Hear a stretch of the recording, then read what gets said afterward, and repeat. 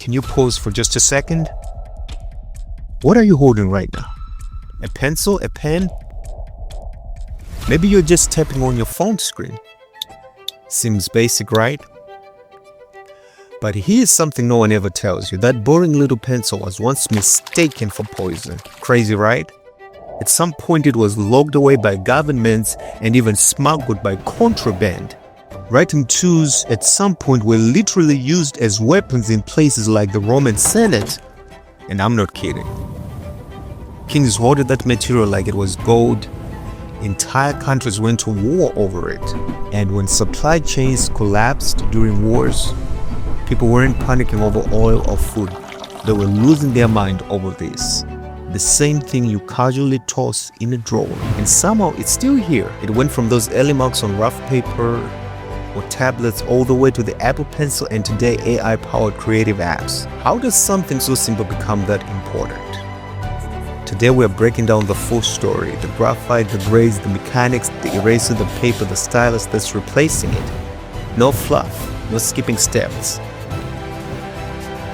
By the end of this, your regular number 2 pencil is never going to feel basic again. The word pencil actually comes from the Latin word penicillus, meaning little tail. But it didn't describe graphite. It meant a fine brush made from animal hair that Roman scribes used for detail work. Before that, writing was all about scratching, literally. Romans carved messages into wax tablets using a sharp metal stylus. And yes, sometimes that stylus turned into a weapon. It is reported that Julius Caesar's Senate wasn't exactly known for calm debates. The rest is history. Fast forward to the Middle Ages, people tried anything that left a mark.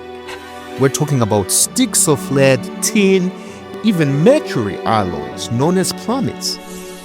They were messy, dull, toxic, and if you made a mistake, you'd rub it out with a piece of bread. That's right. Your eraser was lunch. Everything changed one stormy day in 16th century England. Picture this. A storm tears through Cumberland around the 1560s. Afterwards, locals noticed a tree had been completely ripped out of the ground. Underneath the roots, they see something they'd never seen before. Not gold, not coal, but a strange silky black rock. They discovered that it writes smoother and darker than anything that they had ever seen. They did not know what it was, so they called it lead, white lead, or plumbago. So you can imagine, chemistry wasn't big yet, so everyone assumed that it was some kind of lead. That's why even today we say pencil lead instead of graphite. But it wasn't lead, it was pure graphite. A crystalline form of carbon with layers that slide off like tiny black snowflakes on paper.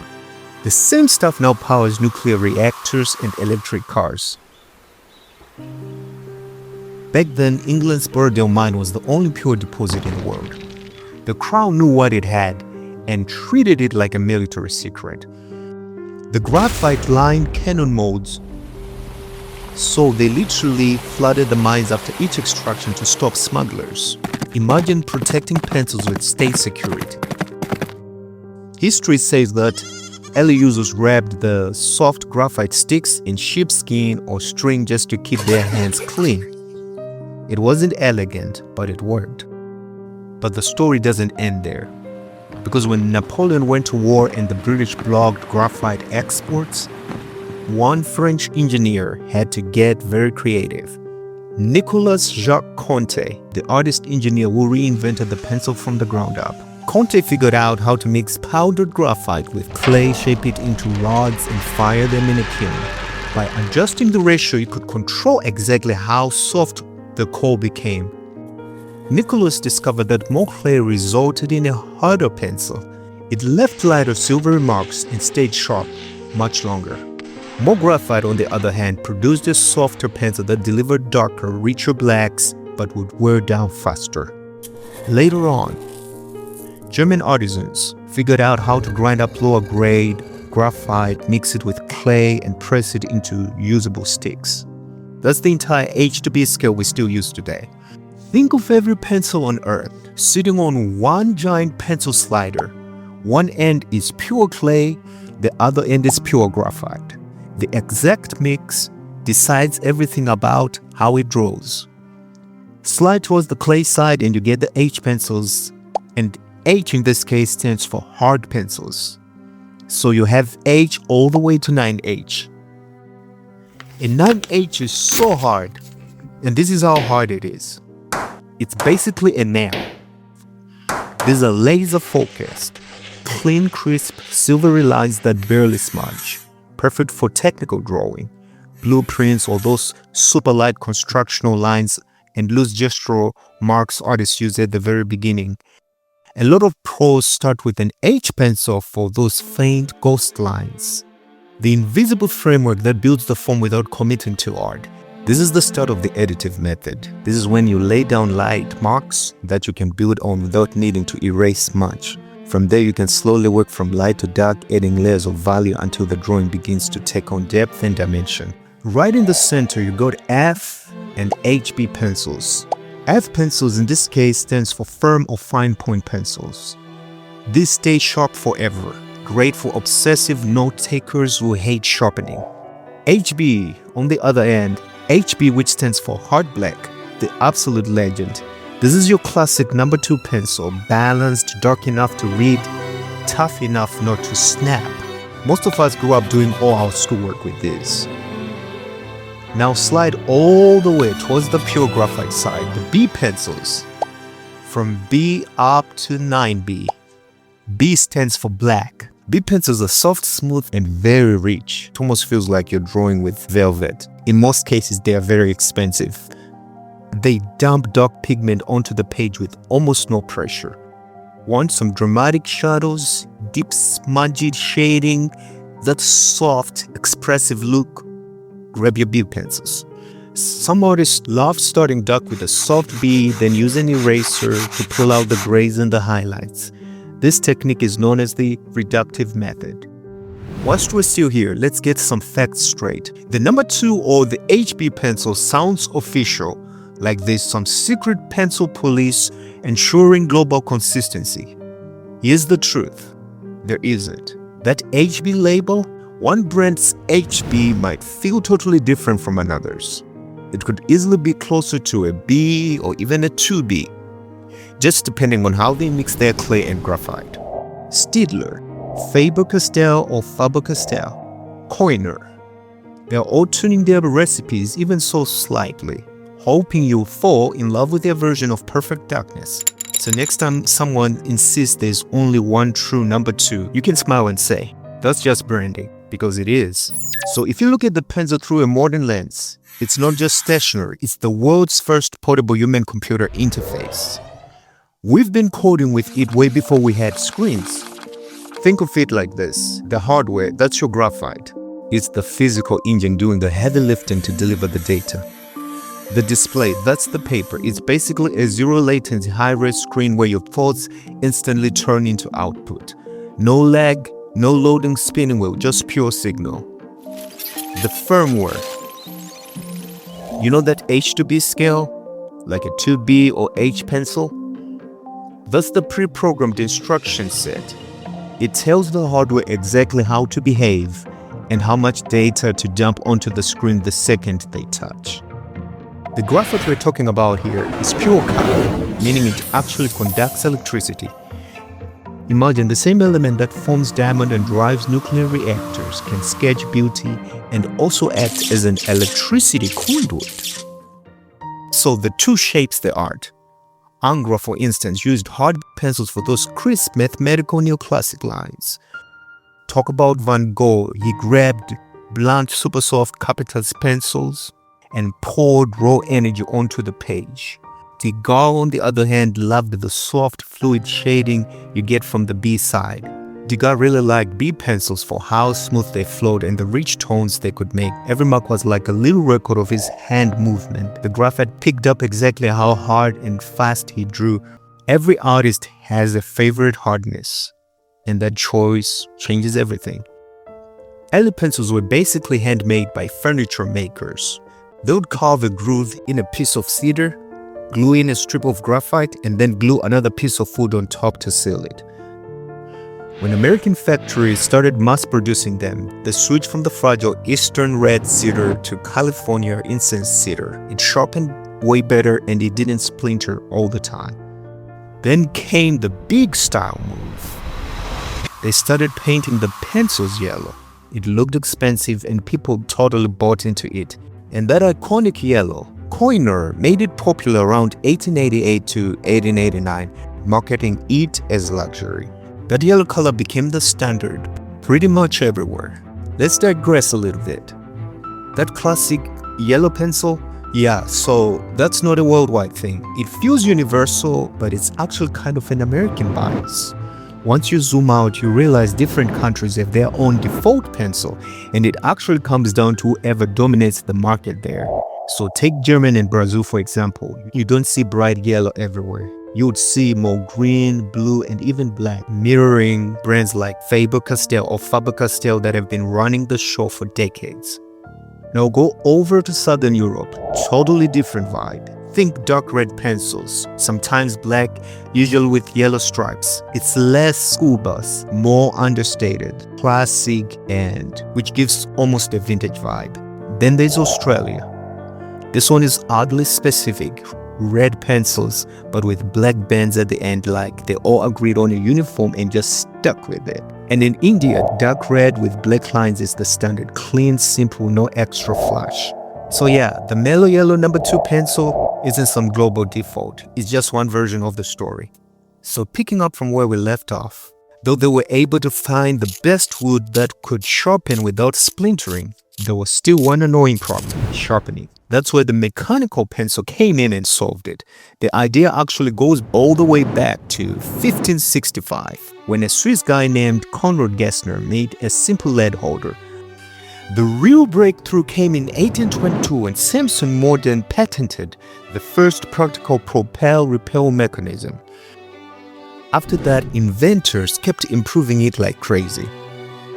Click ratchets to push the lead forward, screw feeds, and sturdy clutches that could hold all kinds of leads, from thick, chunky ones up to 5.6mm all the way down to superfine 0.2mm tips.